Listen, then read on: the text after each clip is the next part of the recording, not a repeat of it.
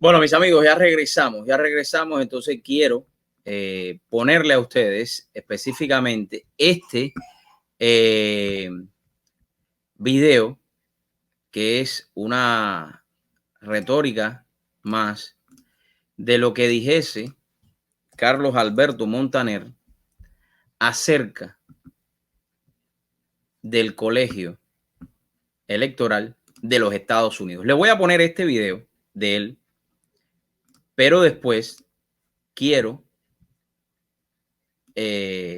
entonces, de la misma manera, poner una explicación para que puedan entender cómo es que funciona el colegio electoral en los Estados Unidos. Y no es lo que quiera la verdad de Carlos Alberto Montaner, porque ustedes saben que Carlos Alberto Montaner tiene su verdad y él defiende su propia verdad, que es la verdad que él dice que es la verdad. Y esa es la verdad que él defiende. Vamos a escuchar esto. Respiren profundo conmigo. Sé que son unos minutos, son 2 minutos. Creo que podemos aguantar bien la respiración y podemos entender lo que él está explicando o lo que él está diciendo, que es su verdad. Queridos amigos, a las 2:30 de la madrugada de ayer, 4 de noviembre, se anunció que Donald Trump le hablaría a la sociedad americana que estuviera despierta. Ayer a esa hora repitió la acusación y dijo que le pediría al Tribunal Supremo que detuviera la votación. En ese momento, Trump estaba ganando porque había varios millones de votos sin contar. Realmente era una imposición arbitraria a la que no le hicieron el menor caso. Los estados siguieron.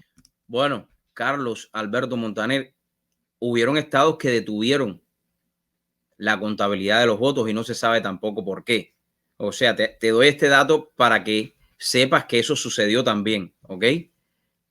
Porque esto es importante que tú lo conozcas. Yo sé que a lo mejor tú no lo sabes, pero hubieron estados que detuvieron la votación. Vamos a seguir escuchándote.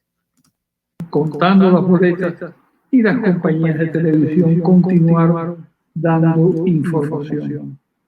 No, Carlos, las compañías de televisión no continuaron dando información. Las compañías, muchísimas de ellas que están parcializadas, o sea, que están de un lado, de la izquierda, casi todas, querían dar, por supuesto, como ganador y le quitaban y le ponían estados a Joe Biden, porque tú sabes que eso era lo que hacían. Porque el mapa, que es lo que toda la comunidad ve, porque como la comunidad y muchas personas a veces se dejan desinformar por los medios de comunicación, porque no saben dónde buscar la información, aún teniendo tanto acceso a la internet, estas compañías le quitan y le ponían el mapa. Por eso Arizona se lo dieron en algunos casos y se lo volvieron a quitar. Por eso Nevada se lo dieron y se lo volvieron a quitar. Por eso ya yo lo expliqué en la parte de adelante del programa. Tienes que ver la otra parte del programa. En el momento de redactar este comentario, si Arizona o Nevada mantienen la ligera ventaja que posee Joe Biden, podrá proclamarse triunfador, pues tendría los 270 puntos que requiere la Constitución. Error garrafal. Joe Biden no es el ganador de las elecciones en los Estados Unidos. Todavía no lo es. No lo es todavía. Todavía falta por certificar esos estados y en este momento hay muchos de estos estados que están en las cortes porque hubieron muchas irregularidades en las elecciones. Aunque yo sé que tú no estás de acuerdo con eso. Pero bueno, hubieron y hay pruebas. Sin embargo, si en Nevada o en Arizona ganara Trump, Biden no llegaría a la mágica suma de 270 votos electorales y el presidente sería reelecto, pese a tener 4 millones menos de sufragios. Aquí es donde empieza él ya a comenzar a tirarle a la Constitución de los Estados Unidos, al sistema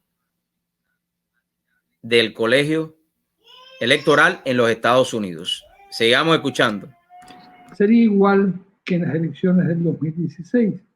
donde el voto popular favoreció a Hillary Clinton con casi 3 millones de sufragios, pero el colegio electoral le hizo presidente a Donald Trump por 306 votos contra 232. No, el colegio electoral no lo hizo presidente. La Constitución de los Estados Unidos y el sistema de elecciones de los Estados Unidos es de esa manera. Quizás a ti no te guste. Quizás a ti no te guste o a usted no le guste. Pero ese es el sistema de elecciones de los Estados Unidos y está hecho por una razón. A mí lo que me llama la atención, y es que se los voy a decir después, cómo el sistema de elección de otros países no los critica y sin embargo critica el sistema de elección de este país donde él hoy por hoy también vive. Pero bueno, él tiene todo el derecho de poder criticarlo. Continuemos escuchando. El colegio electoral es una rémora de cuando se creó Estados Unidos a fines del siglo XVIII.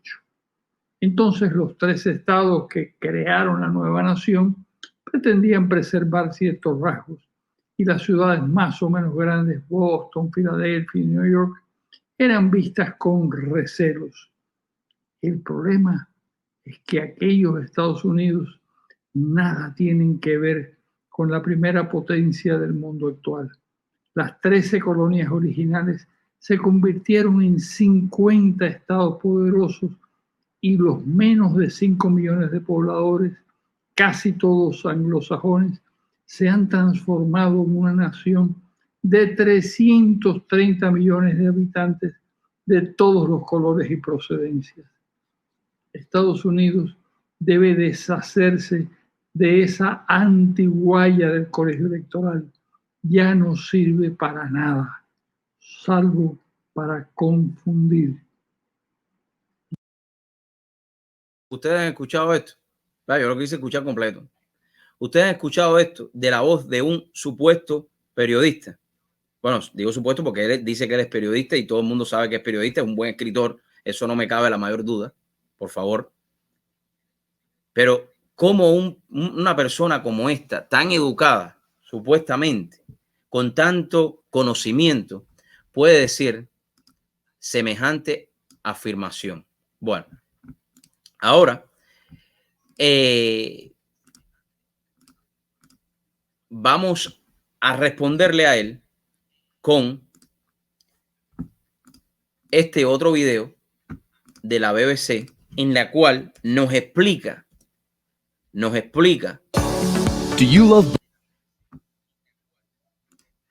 por qué el colegio electoral de los Estados Unidos es de esa manera. Y espero que ustedes lo puedan entender también, ¿no? Vamos para allá. Esto es una explicación reciente. Es una explicación reciente y creo que vale la pena que todos nos deleitemos con la explicación para que ustedes entiendan cómo funciona el sistema electoral de los Estados Unidos, que Carlos Alberto Montaner ahora también él quiere cambiarlo porque dice que no funciona. Vamos para allá. Aquí lo tenemos. Vamos a escuchar de 6 minutos. O Joe Biden, quien se convertirá en presidente de Estados Unidos tras las elecciones este 3 de noviembre. Muchos dirán el candidato que gane más votos, pero en Estados Unidos no siempre es así. Entonces, ¿cómo se decide quién jurará como presidente de la democracia más poderosa del planeta el próximo 20 de enero? Empecemos por explicar que la elección presidencial en Estados Unidos es indirecta, es decir, que el presidente y el vicepresidente no son elegidos por el voto ciudadano. Los millones de estadounidenses registrados para votar elegirán su presidente a través del llamado colegio electoral. Este organismo está formado por 538 electores o delegados provenientes de todos los estados más Washington, D.C. Los residentes en Puerto Rico y Guam no votan en las elecciones presidenciales y por lo tanto no tienen representación en el colegio electoral. ¿Y quiénes son estos electores? Son ciudadanos elegidos por los partidos políticos. Ahora, el número de electores de cada estado es proporcional al tamaño de su población y cada estado tiene tantos electores como miembros del Congreso, o sea, senadores y miembros de la Cámara de Representantes. Por ejemplo, California y Texas, que son los estados más poblados de Estados Unidos, eligen respectivamente 55 y 38 electores. Nueva York y Florida, 29. Y así, hasta Wyoming, Montana y Dakota del Sur, que son los menos poblados y eligen 3 electores cada uno. Para ganar, el candidato necesita 270 votos de estos electores, o sea, la mitad más uno. Y aquí hay un punto clave. El candidato que gana más votos en un estado se queda con todos los votos del colegio electoral de ese estado. O sea, los estadounidenses sí votan por uno de los candidatos, pero son los votos del colegio electoral los que finalmente cuentan. Y te voy a explicar por qué esto es tan importante. Esto es sumamente también importante, aunque vamos a escuchar la explicación, porque de esta manera los estados que son más pequeños van a tener la misma representación que los estados grandes. Esto está calculado, Carlos Alberto Montaner. Esto no lo inventaron 3 o 4 gente sentados. No, esto está fríamente calculado por lo largo de la historia. Esto no es que nosotros vamos a venir ahora y vamos a poder cambiar esto. No, porque esto está en la Constitución de los Estados Unidos y hasta este momento ha funcionado. Lo que pasa es que yo te entiendo. Quizás en el 2016 tú querías que ganara Hillary Clinton y si hubiera sido por los votos electorales también, por los votos de las personas también hubiera ganado, pero perdió por los votos electorales.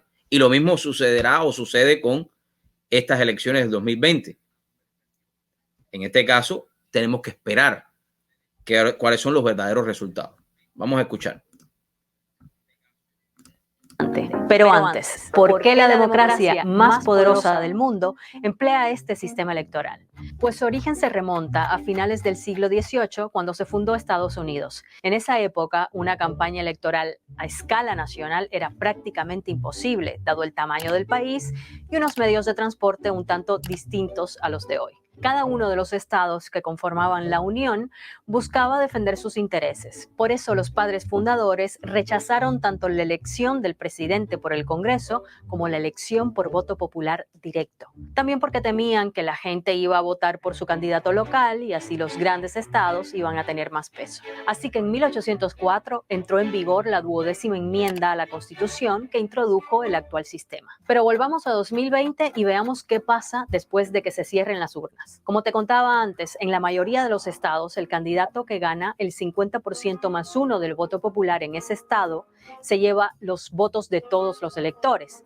Por ejemplo, en las elecciones de 2016, Trump obtuvo en Michigan unos 10,000 votos más que Hillary Clinton, pero eso le permitió llevarse todos los 16 electores de ese estado. Aunque, ojo, hay 2 excepciones. Maine y Nebraska, por ejemplo, dividen sus votos electorales en función de la proporción de votos que cada candidato obtenga, pero son estados pequeños con pocos votos electorales. Hay algunos estados que fielmente le dan su voto a un partido u otro. Digamos que están asegurados para uno u otro bando. Por ejemplo, Texas vota mayoritariamente por los candidatos republicanos desde 1980, mientras que California ha votado por los candidatos demócratas desde 1992. Nueva York es también azul o demócrata desde 1988. Pero hay otros estados, como por ejemplo Florida, que votó 2 veces por Bush, 2 por Obama y luego por Trump, que son considerados indecisos y donde es difícil predecir quién ganará hasta finalizado el recuento. Por esta razón, durante la campaña electoral, los candidatos concentran sus esfuerzos en esos estados que se pueden voltear a un lado o al otro. De ahí que los llamen estados péndulo o swing en inglés. Ganar electores allí se vuelve decisivo a la hora de definir el ganador de las elecciones. Unas semanas después, aunque ya se conoce el ganador, los miembros del colegio electoral se reúnen y votan por el candidato que más votos obtuvo en su estado. Técnicamente, estos electores no están obligados a votar por el candidato ganador en su estado, pero en los más de 230 años de historia de Estados Unidos hubo muy pocos casos de delegados disidentes y nunca fueron decisivos. Por cierto, el candidato que más electores ganó en la historia de las elecciones de Estados Unidos fue Ronald Reagan, que en 1984 logró 525. Ahora, ¿qué pasa si ninguno de los candidatos logra la mitad más uno de electores? O sea, la cifra mágica de 270. Es una opción remota, pero no imposible. En ese caso, los 435 congresistas de la Cámara elegirán al presidente y los 100 senadores elegirán su vicepresidente. Pero esto ocurrió una sola vez en la historia, en 1824. Hay que tener en cuenta que el 3 de noviembre también se vota por la renovación de la totalidad de la Cámara de Representantes y por 1/3 de los 100 escaños del Senado. Lo cierto es que en los últimos años este sistema electoral ha recibido críticas. Hay quienes lo consideran defectuoso e injusto porque dicen que no refleja la voluntad popular. En las elecciones de 2016, por ejemplo, Hillary Clinton obtuvo 3 millones de votos más que Donald Trump, pero fue el actual presidente quien entró a la Casa Blanca porque obtuvo más delegados. Lo mismo pasó en el año 2000 entre Al Gore y George W. Bush y en otras 3 ocasiones en el siglo XIX. Sin embargo, el proceso del colegio electoral está establecido en la Constitución. Cambiarlo requiere un largo proceso legislativo que involucra tanto al Congreso como a todos los estados. Y esto es algo que no parece que vaya a ocurrir en breve. Bueno, y para terminar, un dato curioso. Desde 1845, las elecciones en Estados Unidos se celebran el martes después del primer lunes de noviembre.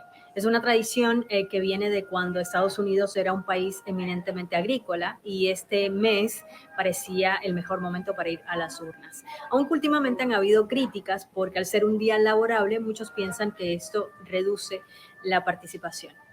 Bueno, gracias por haber... Una explicación que yo creo, en fin, que me puse a escucharla bien con todos ustedes. Una explicación que yo creo que si Carlos Alberto Montaner tiene alguna duda y él quiere poder cambiar la Constitución de los Estados Unidos, no lo va a poder hacer.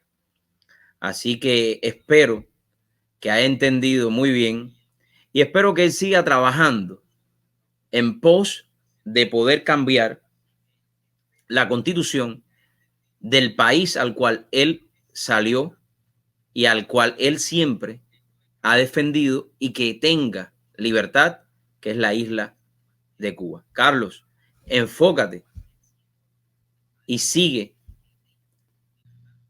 tratando de buscar la libertad del pueblo de Cuba.